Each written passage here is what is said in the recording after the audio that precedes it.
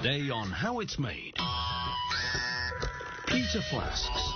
Perfectly portable, they are the ultimate hip accessory. Potato salad. Who thought cold potatoes and mayonnaise could be such a hit? Hydrogen fuel cells. Trust me, the facts on this are a guess. And engineered wood siding. I promise you won't get bored with this one. But first... Long before we all carried plastic water bottles, there was the hip flask. It was carried and concealed in a pocket. But unlike the water bottle or the earlier canteen, the flask was used for carrying a very different kind of refreshment. Lashings of your favourite tipple. In the early 18th century, the sophisticated and well-to-do carried elegant flasks crafted from silver or pewter. But in today's world, flasks are generally given as gifts, typically engraved with monograms or messages. Pewter is an ideal metal for flask making because it's so malleable. The manufacturing begins with a sheet of raw pewter that's about 2 millimeters thick. A guillotine cutter slices a rectangular starting piece, which is called a blank. The blank is laid onto a copper plate, which has the flask's decorations on it in raised form. The plate and blank then go through a rolling press, and the compression stamps the design into the malleable pewter.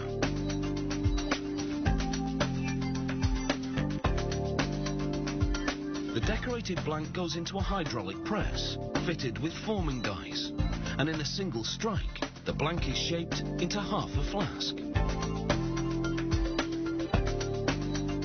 A trim press clips off the excess pewter around the perimeter. Repeating the entire process produces the other half of the flask, and the two parts are soldered together. Some flasks are styled manually. A metalsmith heats the blank with a gas torch to make the pewter pliable, and then wraps it around a flask-shaped aluminium block.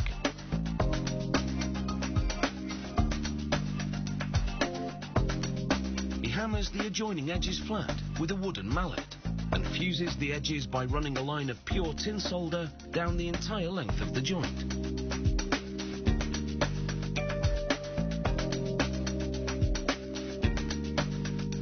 On another press, workers stamp out pewter sheet rectangles which will complete the flask's shape. The metalsmith solders one rectangle to the top of the flask, then cuts it to the right shape.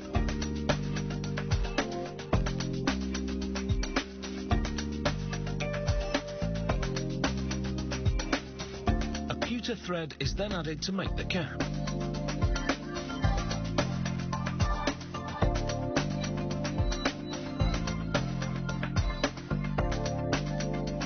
Before fusing another rectangle to the bottom of the flask, the worker stamps it with the maker's mark and dabs the bottom of the flask in flux. Flux is a chemical which helps solder run smoothly without globs. The bottom is then soldered to the flask and the craftsman contours it.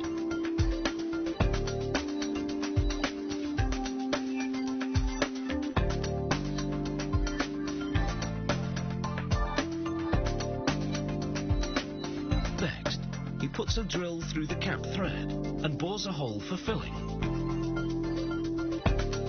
Then, with an abrasive belt, he grinds all the solder seams flat, making them barely visible. The finished flasks are filled with water to check for leaks and clean the interior.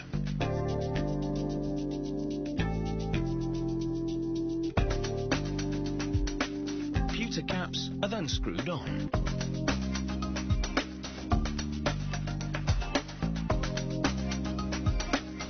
Now a buffer takes over. With a cloth wheel and pumice, he removes any little imperfections from the surface.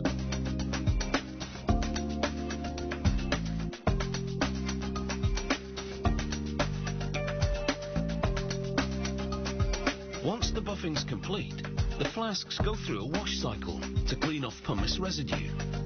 Now the finishing touch. A polisher shines up the pewter until it has a reflective mirror finish.